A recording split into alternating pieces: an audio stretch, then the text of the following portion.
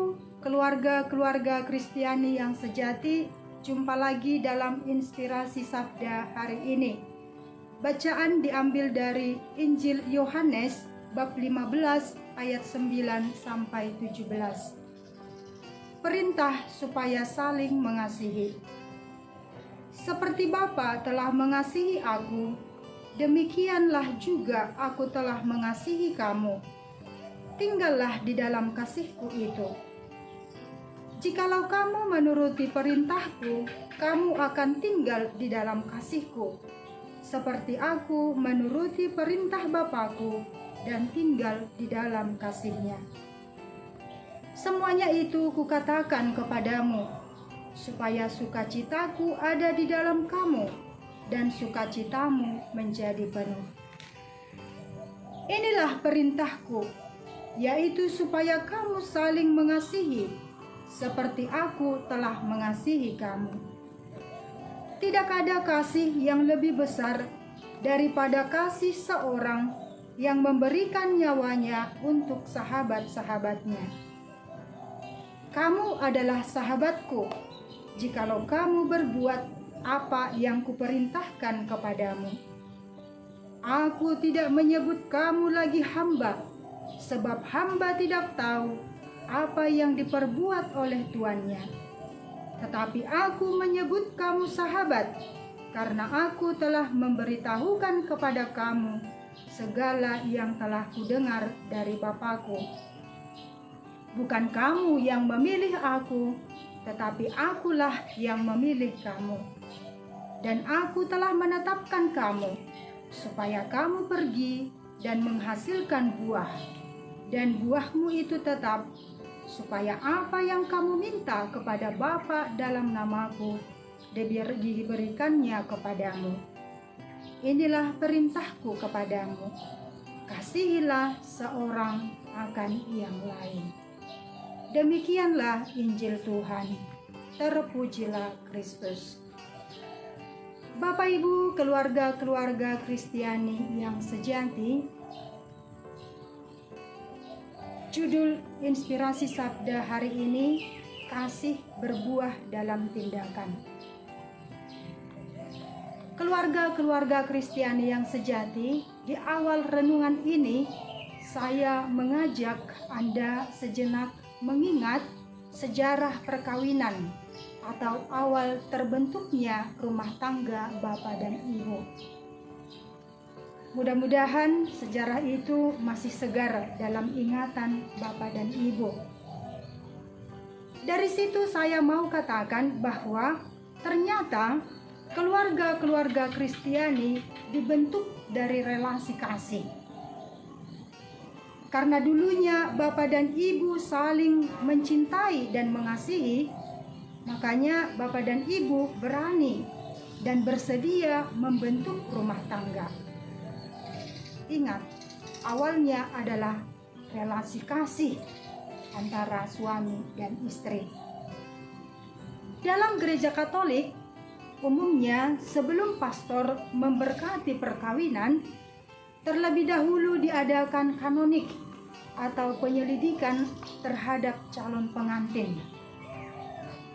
Ada hal-hal yang penting yang perlu diketahui gereja supaya perkawinan itu dapat dilangsungkan dengan sah menurut hukum gereja. Salah satu di antaranya adalah kasih atau cinta. Dasar utama mereka saling mencintai, saling mengasihi. Karena itu, perkawinan gereja Katolik itu digambarkan seperti relasi kasih antara Kristus dan gereja. Kristus mencintai gerejanya sepanjang masa, demikian suami mencintai istri sepanjang hayat.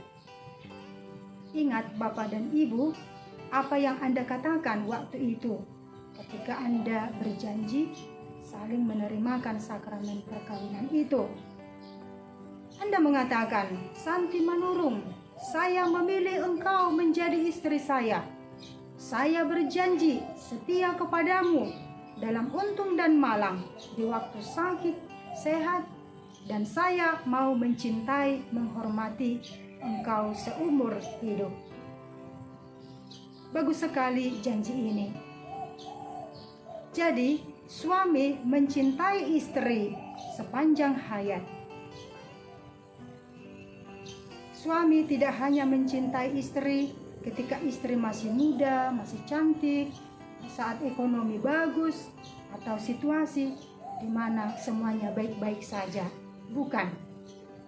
Tidak hanya karena itu.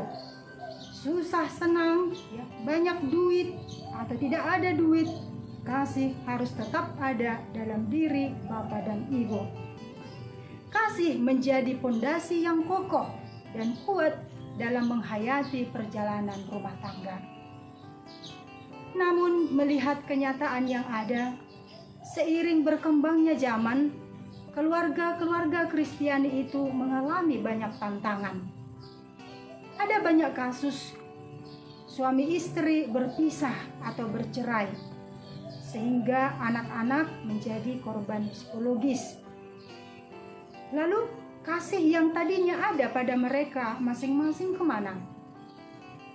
Berbagai alasan dicari untuk membenarkan sikap ini.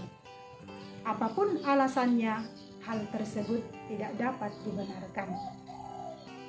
Kasih menjadi pondasi yang kuat dan kokoh untuk membangun suatu keluarga yang menggembirakan dan menghidupkan. Walau ada badai, ada goncangan dalam keluarga, selama pondasinya adalah kasih, keluarga akan mampu berdiri kokoh dan setia menghidupi kasih yang Tuhan berikan. Menghidupi kasih di dalam keluarga. Dalam sabda Tuhan hari ini, Yesus memperkenalkan dirinya sebagai orang atau pribadi yang memiliki kasih. Kasih itu tidak tinggal hanya dalam diri Yesus atau hanya untuk dirinya saja, tetapi kasih itu dibagikan kepada umat manusia. Kasih yang paling luar biasa yang kita ketahui adalah penyerahan dirinya, pemberian diri Tuhan yang utuh dan total kepada manusia. Dia menyerahkan nyawanya kepada kita. Tak ada lagi yang tersisa pada dirinya yang tidak diberikan kepada umat manusia. Tidak hanya itu, Bapak dan Ibu, Ia juga bangkit untuk menyertai gerejanya atau umatnya sepanjang masa. Semua itu dilakukan untuk kita karena Ia memiliki kasih.